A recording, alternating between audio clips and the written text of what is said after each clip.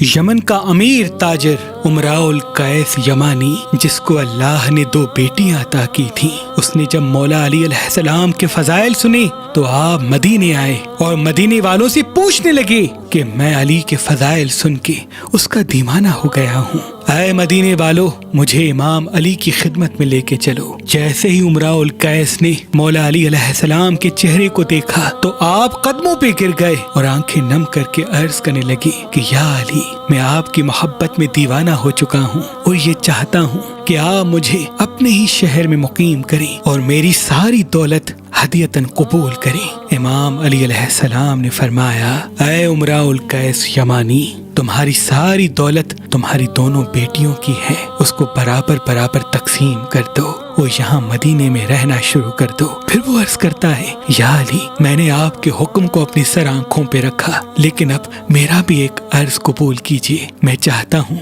کہ میری دونوں بیٹیاں آپ اپنے دونوں بیٹوں کے حرم میں لے لیں، میری بڑی بیٹی کو اپنے بڑے بیٹے حسن کے لیے اور میری چھوٹی بیٹی رملہ کو اپنے بیٹے حسین کے لیے۔ امام علی علیہ السلام نے ان دونوں شہزادیوں کے رشتے قبول کیے اور بڑی بیٹی کا نام ام فرواہ رکھا اور امام حسن سے اس کا نکاح کروایا، اور چھوٹی بیٹی کا نام بی بی ام رباب رکھا اور امام حسین کا ان سے نکاح کروایا۔ اور پھر مدینے میں ایک بہت بڑا گھر امام علی علیہ السلام نے ان کا بنایا اور وہ وہیں رہنے لگے۔ امراؤل قیس اپنی پوری دولت اپنی دونوں بیٹیوں میں برابر تقسیم کرتے ہیں، پھر وہ اپنی زوجہ کے ساتھ مدینے میں رہتے ہیں۔ آپ کی اور آپ کی زوجہ کی قبر آج بھی جنت البقیع میں موجود ہے۔ بی بی رباب امام حسین علیہ السلام کے نکاح میں آتی ہیں تو آپ کی سخاوت پورے عرب میں مشہور ہونے لگتی ہے۔ آپ کے گھر سے کوئی بھی سوالی خالی نہیں جاتا۔ بی بی رباب بہت ہی کم گفتگو کرتی تھی، یہاں تک کہ اگر کوئی آپ سے سوال کرتا تھا تو آپ امام حسین کو مسکرا کے دیکھتی تھی اور دل ہی دل میں یہ چاہتی تھی کہ اس سوال کا جواب آپ کے امام حسین خود دیں۔ اور امام حسین بھی بی بی رباب سے اتنی محبت کرتے تھے کہ جب بی بی رباب اپنے والد کے گھر جاتی تھی تو آپ فرماتے تھے کہ مجھے وہ گھر اچھا نہیں لگتا جس گھر میں رباب اور سکینہ موجود نہ ہوں۔ تاریخ 20 رجب 56 ہجری کو مدینے میں اللہ پاک نے امام حسین اور بی بی رباب کو ایک بیٹی عطا کی جس کا نام امام حسین نے سکینہ رکھا، اور 9 رجب 60 ہجری مدینے میں اللہ پاک نے امام حسین اور بی بی رباب کو ایک بیٹا عطا کیا جس کا نام آپ نے علی اصغر رکھا۔ بس دور بدلتا رہا اور امام حسین نے مدینہ چھوڑنے کا فیصلہ کیا۔ یہ خبر جب بی بی ام رباب تک پہنچی تو آپ نے عرض کیا، اے میرے آقا حسین، میں اپنی پوری دولت آپ کے قدموں میں قربان کرنا چاہتی ہوں۔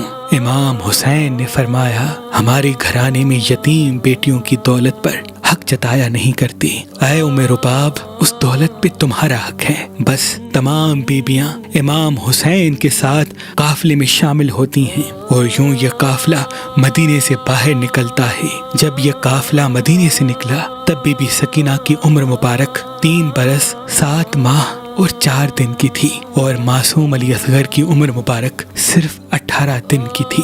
جابر ابن میسم فرماتے ہیں، جیسے ہی امام حسین کا قافلہ مدینے سے باہر نکلا کہ جیسے 2 الگ الگ قافلے چل رہے ہوں، ایک وہ قافلہ جس میں پورا بنی ہاشم تھا اور دوسرا وہ قافلہ جو امام حسین کے قافلے کے پیچھے آ رہا تھا جس میں جناب رباب اور ان کے خادمین تھے۔ بس جیسے ہی یہ قافلہ مکے پہنچتا ہے، امام حسین بی بی رباب سے فرماتے ہیں، اے رباب، اپنے تمام خادمین کو واپس مدینے بھیج دو، کیونکہ اب ہم مکے سے اپنا وعدہ نبھانے کے لیے جا رہے ہیں۔ اور جب 6 ماہ کے بعد یہ قافلہ مدینے سے مکہ اور مکہ سے کربلا کا سفر کر کے پہنچتا ہے تو نواسائے رسول پہ ظلم کی انتہا ہو جاتی ہے۔ 2 محرم 61 ہجری کو کربلا پہنچتے ہیں۔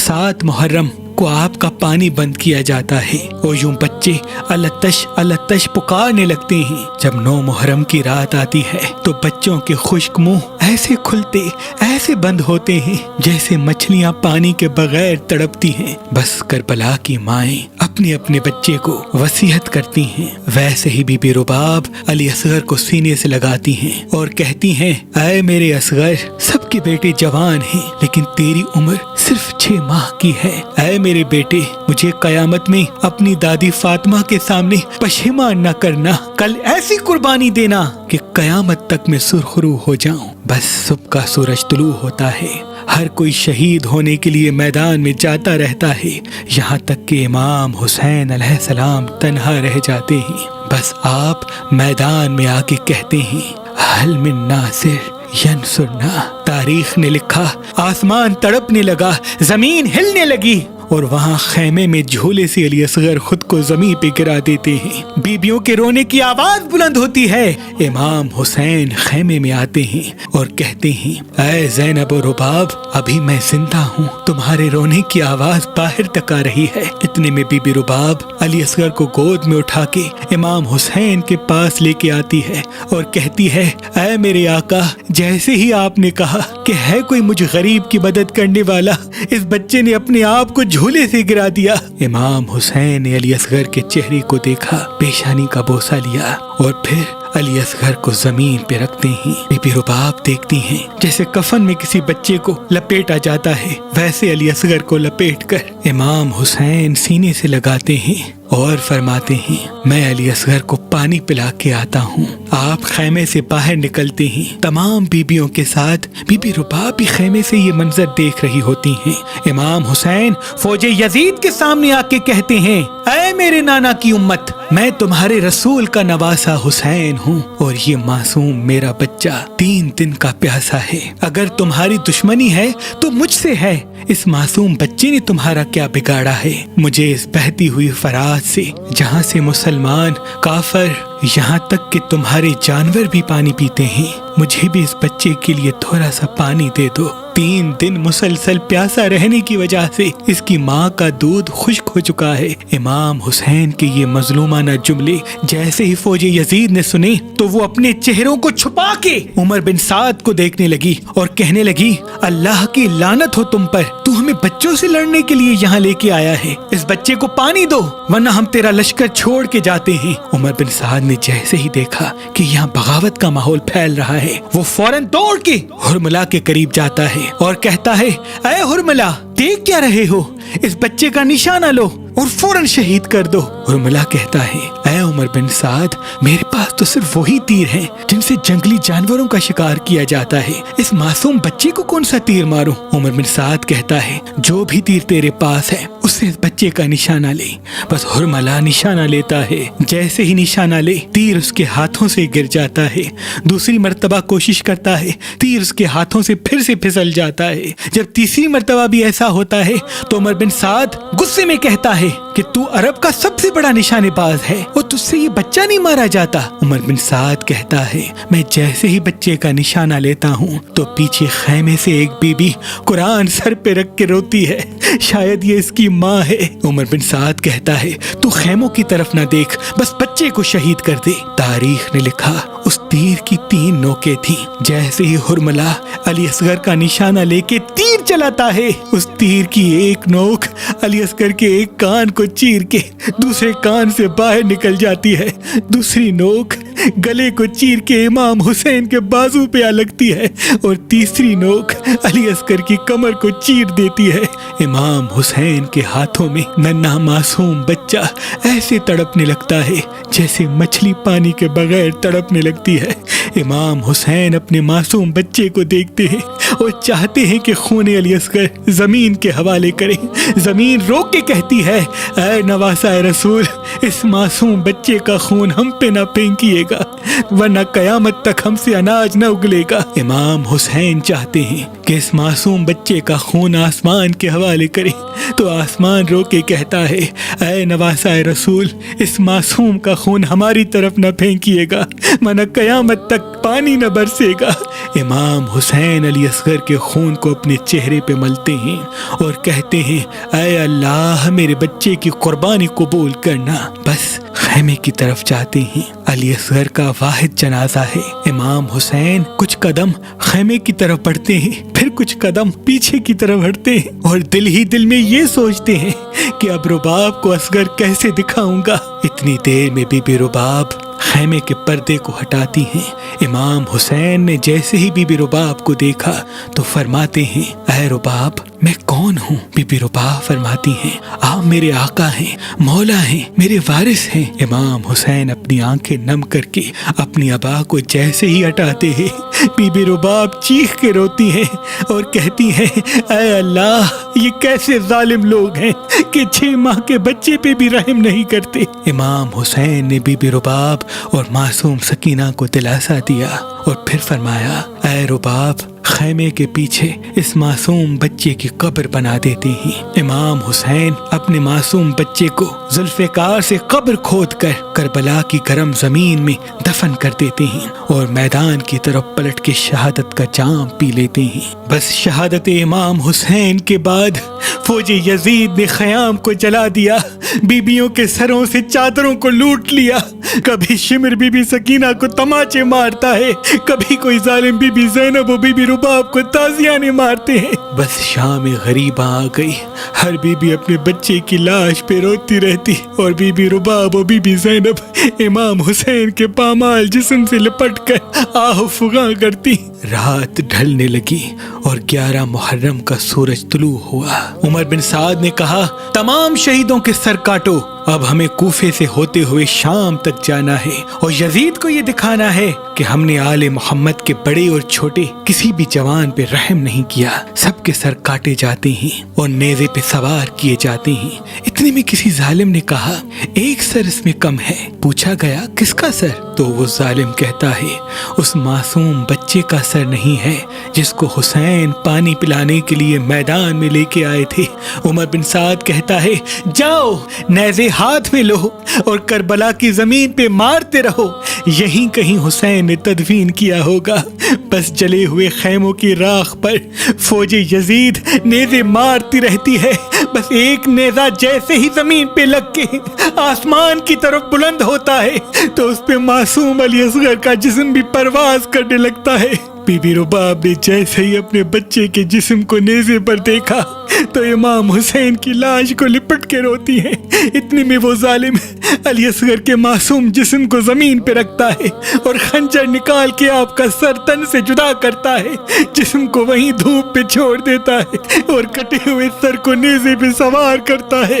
بی بی رباب آسمان کی طرف دیکھ کے فریاد کرتی ہے کہ اے اللہ، میرے حسین اور میرے بچے کا جسم دھوپ میں پڑا ہے، اب جب تک یہ رباب زندہ رہے گی نہ ٹھنڈا پانی پیے گی اور نہ ہی کبھی سائے میں بیٹھے گی۔ بس شمر آ کے بی بی رباب و بی بی سکینہ کو تازیانے مارتا ہے اور قیدی بنا کے کوفہ و شام کی طرف آل محمد کو لے جایا جاتا ہے۔ بس وہ بیبیاں قید ہو کے کوفہ پہنچتی ہیں اور کوفہ سے شام آتی ہیں۔ شام کے قید خانے میں بی بی رباب سے بی بی سکینہ کو الگ کیا جاتا ہے۔ وہاں بی بی سکینہ اپنے بابا کو یاد کر کے روتی ہیں اور یہاں بی بی رباب کبھی امام حسین کو یاد کرتی ہیں، کبھی اپنے معصوم علی اصغر کو روتی ہیں اور کبھی اپنے 4 سالہ بیٹی کی غربت پہ آنسو بہاتی ہیں۔ بس جیسے ہی بی بی سکینہ کی شہادت ہوتی ہے، آپ بی بی سکینہ کے جسم سے لپٹی ہوئی مسلسل روتی رہتی ہیں۔ امام سجاد علیہ السلام نے 3 دنوں کا پانی قید خانے میں اکٹھا مانگا تاکہ وہ بی بی سکینہ کو غسل دلوا سکیں۔ بس جیسے ہی بی بی زینب اور بی بی ام رباب اور بی بی فضہ مل کے بی بی سکینہ کو غسل دیتی ہیں، اتنی دیر میں بی بی رباب چیخ کے روتی ہیں، بی بی زینب ان کو دلاسا دیتی ہیں۔ امام سجاد نے جیسے ہی یہ آواز سنی تو بی بی زینب کو طلب کیا اور فرمانے لگے کہ اے میری ماں، بیبیاں کیوں رو رہی ہیں؟ بی بی زینب نے فرمایا اے سجاد، تمہاری چھوٹی بہن کربلا سے لے کے کوفہ تک، کوفہ سے لے کے شام تک ایک ہی لباس میں قیدی رہی ہے۔ کبھی ان کو شمر کے تازیانے لگتے تھے، کبھی ان کو اونٹ سے کرایا جاتا تھا۔ اے سجاد، ہم جیسے ہی غسل کے لیے سکینہ کا لباس اتارتے ہیں تو بی بی سکینہ کے لباس کے ساتھ ان کی کھال بھی اتر آتی ہے۔ یہ منظر رباب سے دیکھا نہیں جاتا۔ امام سجاد فرماتے ہیں اللہ کی مرضی یہ ہے کہ میری بہن سکینہ کو اسی لباس میں تدفین کیا جائے۔ بس بی بی سکینہ کی قبر بنائی جاتی ہے اور بالآخر سالوں کی قید کے بعد جب بیبیوں کو رہائی ملتی ہے تو ساری بیبیاں بی بی سکینہ کی قبر پہ آ کے الوداع کہتی ہیں۔ بی بی رباب اپنے آپ کو بی بی سکینہ کی قبر پہ گرا دیتی ہیں اور زار و قطار روتی ہیں اور کہتی ہیں اے سکینہ تیرے بابا نے وصیت کی تھی کہ میری اس بیٹی کا خیال رکھنا، اب تجھے میں تنہا یہاں کیسے چھوڑ کے جاؤں؟ بی بی زینب امام سجاد بی بی رباب کو دلاسا دیتے ہیں اور یہ شام والوں کو وصیت کرتے ہیں کہ بی بی سکینہ کی قبر پہ روز چراغ جلایا کرو، اور پھر کربلا سے ہوتے ہوئے مدینے واپس آتے ہیں۔ جیسے ہی بی بی رباب مدینے آتی ہے تو اپنی پوری دولت امام حسین کی مظلومیت لوگوں میں بیان کرنے کے لیے قربان کر دیتی ہے۔ آپ وہ محترمہ ہیں جنہوں نے مجلس کروانے اور مجلس میں نیاز کا اہتمام کروانے کا رواج عام کیا۔ مدینے میں لوگ دور دور سے آتے اور امام حسین کے مصائب سنتے اور بی بی رباب کا نیاز کھاتے۔ بس کچھ وقت گزرا تو مکے کا ایک عالم درس کے لیے امام سجاد کی خدمت میں آتا ہے۔ امام سجاد علیہ السلام کے گھر میں جیسے ہی وہ داخل ہوتا ہے تو اس کا گزر صحن سے ہوتا ہے۔ وہ دیکھے ایک بی بی دھوپ میں بیٹھی ہوئی رو رہی ہے۔ وہ طالب علم امام سجاد کی خدمت میں آ کے اپنے سوالات کرتا ہے، جوابات حاصل کرتا ہے، اور پھر جب جانے کا وقت ہوتا ہے جیسے ہی پھر سے صحن سے گزرے تو وہ ضعیفہ جہاں سایہ آ گیا تھا وہاں سے اٹھ کے جہاں دھوپ ہے وہاں آ کے پھر بیٹھی ہوتی ہے۔ بس وہ گھر سے باہر آ کے امام سجاد سے دست ادب جوڑ کے ایک عرض کرتا ہے کہ اے امام وقت، میں نے آپ کے گھر میں ایک عجیب منظر دیکھا کہ ایک ضعیفہ تھی جو دھوپ میں بیٹھی ہوئی تھی، شاید اس سے کوئی غلطی ہو گئی ہے تب ان کو سزا میں دھوپ میں بٹھایا گیا ہے۔ اے میرے امام، میں اس کی طرف سے معافی مانگتا ہوں، اس کو سائے میں بٹھا دیجیے۔ امام سجاد خون روتے ہیں اور فرماتے ہیں اے شخص، وہ ضعیفہ کوئی اور نہیں بلکہ میری ماں ام رباب ہے۔ میری ماں نے جیسے ہی میرے بابا کا پامال لاشا دھوپ میں دیکھا تو اللہ سے وعدہ کیا کہ جب تک زندہ رہوں گی نہ ٹھنڈا پانی پیوں گی اور نہ ہی کبھی سائے میں بیٹھوں گی۔ بس وہ طالب علم روتا ہوا چلا گیا۔ ایک دن بی بی رباب دھوپ میں بیٹھی ہوئی زار و قطار رو رہی تھی۔ امام سجاد نے جیسے ہی یہ منظر دور سے دیکھا تو بی بی زینب کے ساتھ قریب آئے اور فرمانے کہ ہم نے آپ سے کچھ نہیں مانگا، بس آج آپ سے یہ گزارش کروں گا کہ اب آپ بھی سائے میں آ جائیے۔ بی بی رباب نے رو کے کہا اے میرے بیٹے، میں نے امام حسین کی لاش کو دیکھ کے اللہ سے وعدہ کیا ہے کہ میں کبھی سائے میں نہیں آؤں گی اور نہ ہی ٹھنڈا پانی پیوں گی۔ بس اتنے میں امام سجاد فرماتے ہیں میں امام وقت ہوں اور آپ کو حکم دیتا ہوں کہ آپ سائے میں آ جائیے۔ بی بی رباب نے جیسے ہی یہ سنا تو آسمان کو دیکھا اور فریاد بلند کی کہ اے اللہ، ایک طرف امام وقت کا حکم ہے اور دوسری طرف میرا حسین سے کیا ہوا وعدہ، اب میرا وعدہ وفا کرنا۔ بی بی رباب جیسے ہی اٹھنے کی کوشش کرتی ہیں، بی بی زینب اور امام سجاد بی بی رباب کو سہارا دیتے ہیں۔ اتنے میں امام سجاد فرمانے لگتے ہیں انا للہ و انا الیہ راجعون۔ بی بی رباب اپنے اللہ سے جا ملتی ہیں اور پھر امام سجاد نے بی بی ام رباب کی قبر بھی جنت البقیع، جہاں ان کے والد اور والدہ کی قبر موجود ہے، وہاں بنا دی۔ سلام ہو بی بی رباب پر، سلام ہو معصوم علی اصغر پر، سلام ہو بی بی سکینہ پر، اور سلام ہو کربلا کی تمام بیبیوں پر۔